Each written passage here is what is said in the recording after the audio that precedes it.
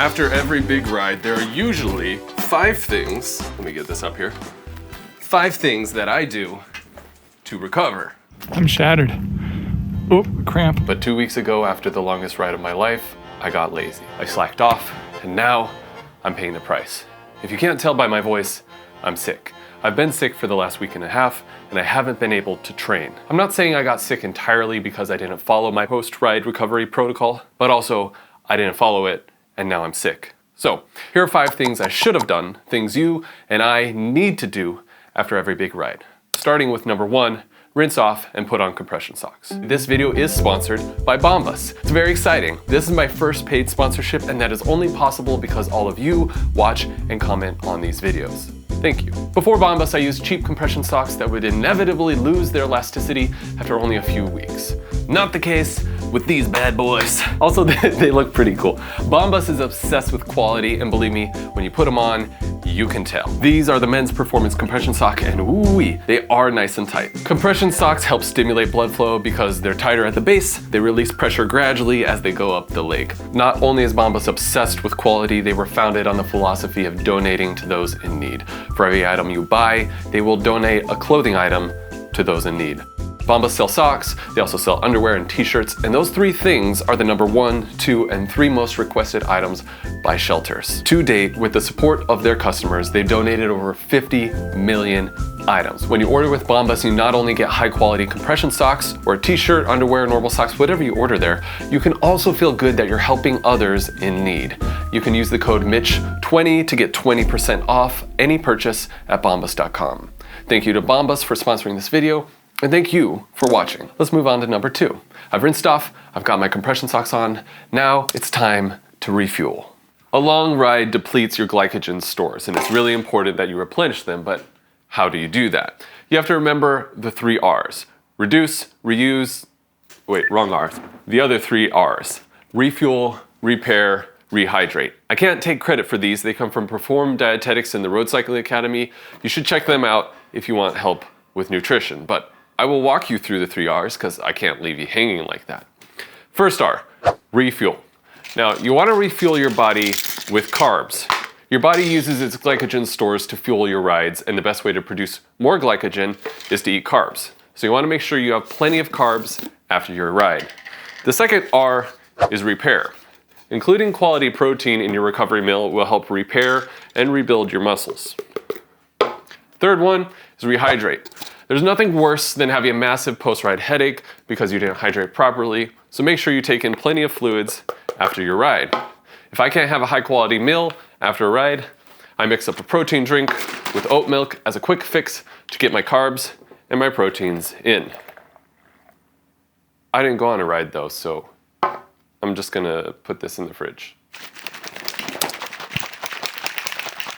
Now, as much as I wish I could afford a massage after every single ride, the truth is, I can only justify spending money if it goes towards something new on my bike.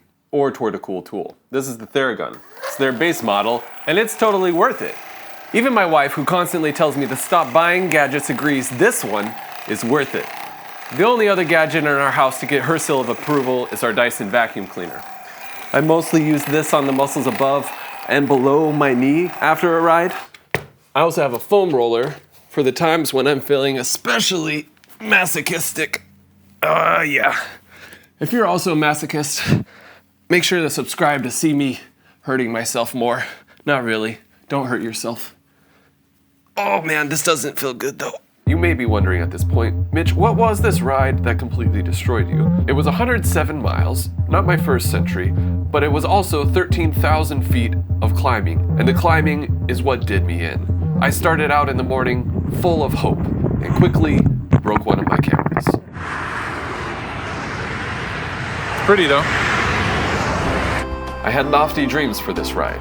It was originally going to be for a video titled Mitch Rides Michelin Tires to a Michelin Restaurant. Pretty catchy, right? I had put a brand new set of Michelin Power Cup tires on my bike. So imagine my dismay as I started the first descent and discovered there was a large section of gravel. I really messed up. Somehow the tires held up. Shout out to Michelin. By the time I finished the first climb, my legs were spent, and I still had 2 more climbs to go. On the second climb of the day. Third one's not going to be very fun. I made it up the second climb, descended into Santa Barbara. Honestly, I know this is blasphemous. I don't love descending. I tend to prefer climbing. And began the long ascent up Gibraltar, my third and final climb. All right, I thought Gibraltar was a highway. It is not. This is awesome. Still a climb. Big climb.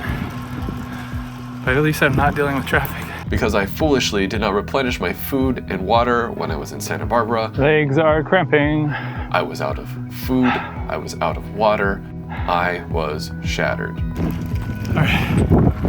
Got some pretty insane cramps right now. I think this is the final hill. I've got like half a mile. And then it's all downhill. Val's gonna pick me up early because I'm out of water. I'm out of fuel. And I don't want to be dumb. So, I gotta work on my fueling strategy. I made it. I'm shattered. Oh, cramp. I did not make it to Bell's, the Michelin restaurant I had set out to reach. Well, it's not the intended restaurant, and it's not even open, but the ride did end at a restaurant. This apparently is like the oldest tavern in California. It's gotta count for something, right? Lots of learnings from this, lots to talk about. I'm gonna rest now, and we can talk about it back at home. But as you know, I didn't rest, which is dumb because that's literally the next thing on my list. Number 4 is get quality rest and sleep. Maintaining a healthy lifestyle can help bolster your immune system, but you have to be extra protective of your rest, especially during periods of intense training.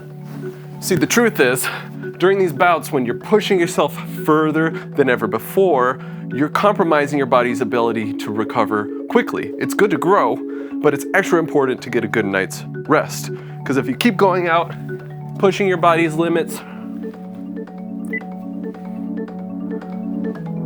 there are consequences.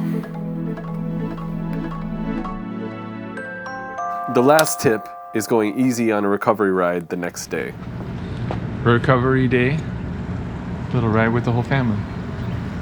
Getting out and spinning the legs can help speed up your recovery. Ideally, this should be done on a trainer for about 45 minutes at a high cadence to flush out your legs.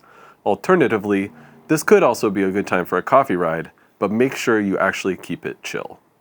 So, where did I mess up? Well, let's see. I didn't put on my compression socks. I completely ran out of food on my ride. I didn't have any waiting for me back at the hotel. I didn't stretch. I didn't get a good night's rest. I did go on a coffee ride the next day though, so 1 out of 5. Ugh. Hi. Did I get sick because I failed to execute 4 out of my 5 recovery tips? Maybe, maybe not. I will tell you this though, I am never skipping them again. Thank you for watching, and thank you again to Bombas for sponsoring this video. Use code Mitch20 at checkout for 20% off.